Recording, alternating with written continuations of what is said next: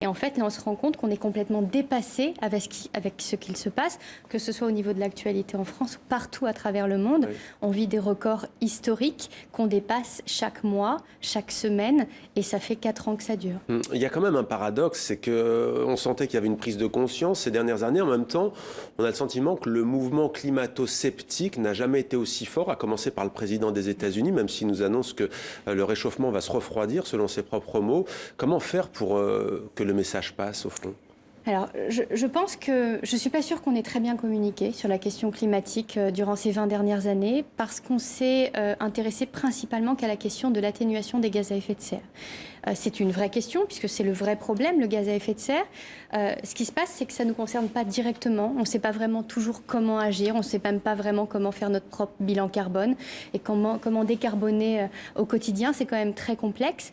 Et puis surtout, on nous a donné des chiffres qui sont difficilement compréhensibles. Alors, c'est des chiffres qui scientifiquement se comprennent. Maintenant, il faut aussi aller parler à ce grand public pour accroître ce niveau de connaissance et dire qu'effectivement, on a des scénarios d'1,5 degré, de 3 degrés, ça parle à personne. C'est quoi alors l'autre pendant? Parce qu'on a 3 semaines à moins 40 degrés au Canada, et puis on a plus 46 degrés en France l'année dernière. Donc 3 degrés, 1,5 degré, ça semble pas énorme. Alors au-delà du CO2, c'est quoi vous vouliez venir vers... Au-delà du CO2, il va falloir vraiment parler des vraies problématiques qui se posent aujourd'hui, c'est-à-dire ces inondations, ces ouragans, ces sécheresses à répétition, ces risques de canicule auxquels on n'est absolument pas adapté. Et cette adaptation, en fait, ça a été un peu le parent pauvre dans les politiques internationales du climat. Et donc, il faut aujourd'hui qu'on se pose la question, parce que tous les gaz qui ont été émis depuis ces 30 dernières années sont déjà en train de réchauffer l'atmosphère. Donc, bien sûr, il faut continuer sur cette question de l'atténuation, parce qu'il ne faut pas empirer le scénario d'après. Oui. Mais le scénario d'aujourd'hui, il est déjà joué. Et c'est maintenant qu'il faut essayer d'œuvrer pour essayer de protéger ces populations,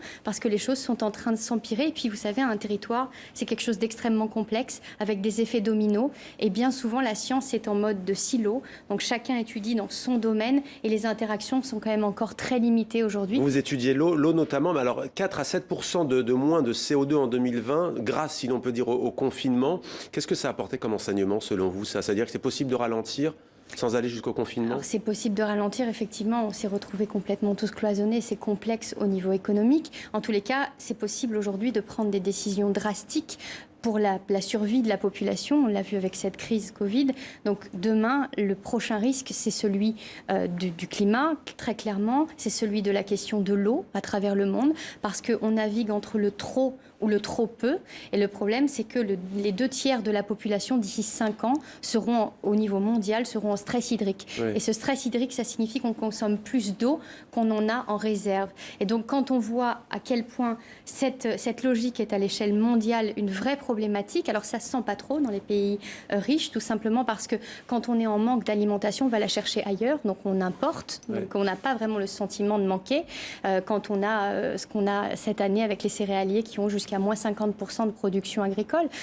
Donc ça, c'est pas visible pour nous, à notre échelle. Et puis ces agriculteurs sont quand même plutôt alimentés financièrement face à ces pertes. Donc en fait, ils ne le ressentent pas trop. Ce qui est ressenti, c'est plutôt à l'échelle mondiale. Et c'est des questions que la plupart des pays n'ont pas justement ce luxe de pouvoir avoir cette compensation.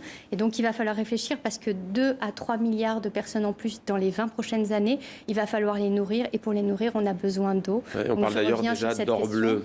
Mais effectivement, merci beaucoup. Merci beaucoup, Emma Ziza, d'avoir répondu à nos questions sur TV5 Monde. L'état d'urgence